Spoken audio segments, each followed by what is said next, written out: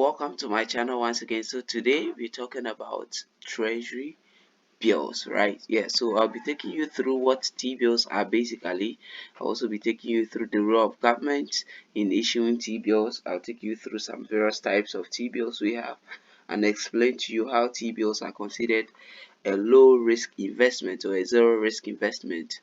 Also give you some advantages of investing in treasury bills, how you can invest in T-bills, and the processes involved in investing um, in T-bills. Right, so let's get started.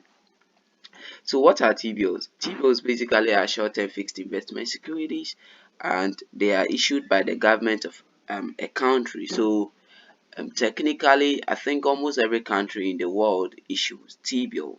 Okay, so they are issued typically by the Treasury Department or the central bank, and they are considered as the safest form of investment option available. So I'm sure you've heard of T-bill being um, tagged as a risk-free investment. So that's the hypothesis. Okay, so T-bill is considered as the safest form of investment option that is available. Now, some key aspects of the government involvement in T-bills are basically fundraising.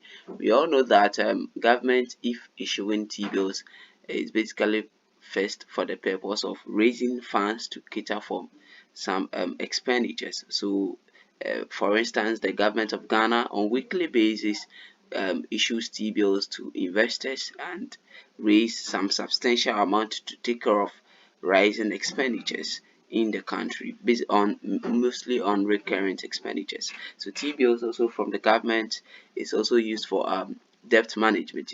This is basically by adjusting maturities and adjusting amount and quotas to manage the debt of a country. T-bills also from the government is sometimes used as a monetary policy tool. Okay, a monetary policy tool to basically regulate the supply and demand for money in the economy. So for instance, if there are excess liquidity in the economy, government can use T-bill as a tool to mop up this liquidity. T-bill can also be used for economic stabilization.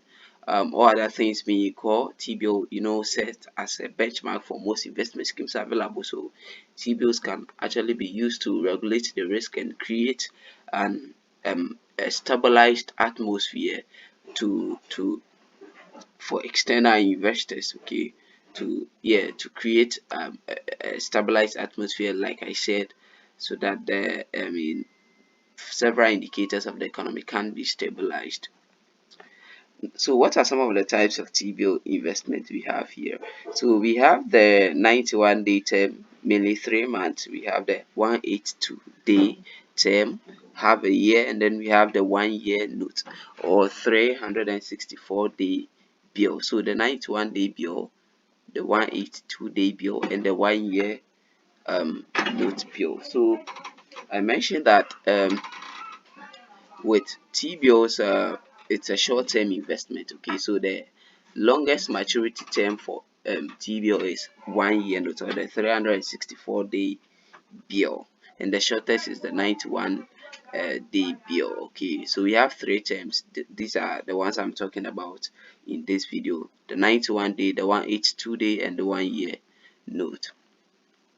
So why do people think that T-bills are risks or low risk investment option? So mainly it's because of the fact that one, T-bills are backed by the government.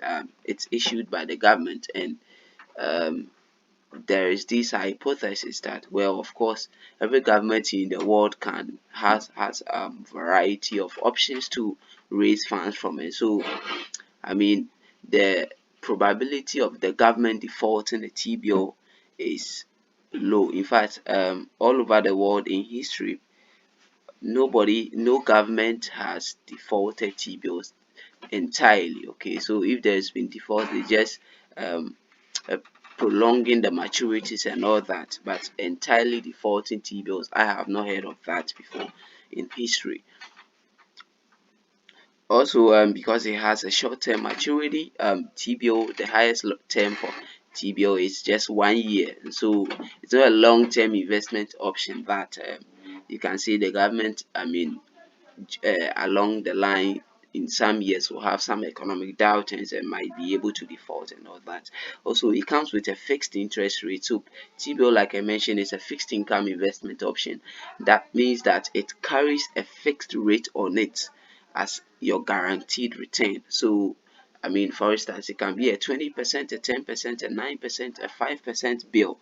And so it's fixed, and from the onset, you know how much you're going to be getting. Okay. TBO also comes with some liquidity characteristics, as in, because it is a short-term investment option, um, investors who want to convert their investment to cash, okay, within the shortest possible time will get buys, and it is highly patronized in the secondary market. Also, T-bills are regulated and T-bills are used for risk diversification. So what are some of the advantages of investing in T-bills? So first of all, T-bills comes with guaranteed returns. It's a fixed investment scheme and it carries a fixed rate of interest. Like I mentioned, like 10, 20 or 15%. And so from the onset, you know how much you are getting, you know the percentage of return you are getting. So that's one advantage of investing in T-bills. Also, T-bill is characterized with low risk. Now, T-bills are issued by the government, and the risk of government defaulting an investment option is very low. Why? Because government has a variety of options, avenues to borrow from, and so even if the government is having challenges with raising funds from one source to pay mature T-bills, government can source funds from other sources. So that is why we think that T-bill are low risky. And then also TBO comes with liquidity. Now if you want to sell your T-bills, if for instance you went in for a 1 year note and then within 3 months you want to dispose it off, it is easily to get another investor who will be ready and willing to step into your shoes. Okay, so T-bills comes with liquidity. There is so much ease in converting your investment to cash if you have stake in T-bills. Also, T-bill comes with a competitive interest rate compared to other safe investment options like fixed deposit and other stuff. T-bills comes with a rate that are relatively better than those ones. T-bills also comes with some tax advantages. For some jurisdictions like Ghana, returns on T-bills are usually not taxed. And so that's one advantage. For some investment options, your returns are taxed by the state. Now, the statement of your T-bill investment, okay, can be used in applying for visas. Okay, so if you're applying for visas, for instance, the study abroad visas that students apply most times, that they require your statement. The statement from your T-bill account can be used as that. Also, T-bill can be used your TBO certificate can be used as a collateral for loan. Okay, so the last time I spoke about equities, I said that if you have the if your certificate, okay, your equity certificate can be used as a collateral as loan. So the same with your TBO certificate, okay, can be used as a collateral for loan. Also, TBO offers diversification advantages with TBO because it is considered as risk-free. If it is added to your portfolio, it gives you some level of diversification, safety with your portfolio. So how does one invest in T-bills? So T-bills, first of all, you have to know that it may be bought in the primary or in the secondary market. So in the primary market, it's basically the market where fresh securities, financial securities are issued. So in the primary market, when you are buying the investment, you are buying from the source, from the government treasury, okay. And then in the secondary market, if you are buying from another investor. Okay, so those investors that earlier bought the investment from the source and then probably they have an emergency or for a reason or the other would want to dispose their investment for cash.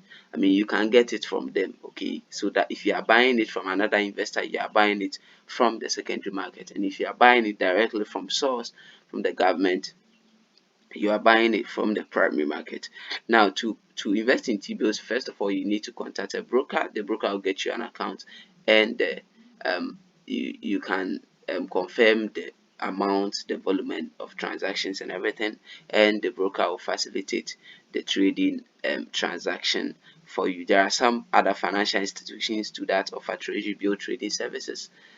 Yeah, like banks have treasury departments that facilitate trading services, and you can also do it through them. So I also want you to know that if you are investing in T-bills, uh, like I said, it is the safest form of investment. So of course, as you are assuming low risk, you are not expecting that you get higher returns. Low risk goes with lower returns, and high risk goes with higher returns. And T-bills can be the best option for starters. People who are yet to begin their investment journeys, T-bills are highly recommended to them. Why? Because with fresh starters, they comes with low risk capacity and risk tolerance levels, and for that matter, T-bills can be an ideal option for them. So this will be the end of our video. You can connect with me on LinkedIn, on Twitter, on Facebook, and on Instagram at ODOOM'S or at official ODOOM, or connect with me directly on WhatsApp at 05,000 44,000. And today we brought you T-bills investment 101. And in my next video, I'll be presenting to you how you can calculate your return on T-bills. I've already received questions like I bought T-bills of 2,000 Ghana cedis, and it was 20%, and it was a 91-day bill, and I received 100 cedis, I received 50 cedis and all that. So a lot of people are confused about how to calculate returns on their investment, and my next video will focus on that. So if you are joining this channel for the very first time, kindly click on the subscription button and also on the notification button. These are the kind of content we bring here, and if you subscribe, you will be notified always anytime we drop new content. So thank you for watching. Till we meet again.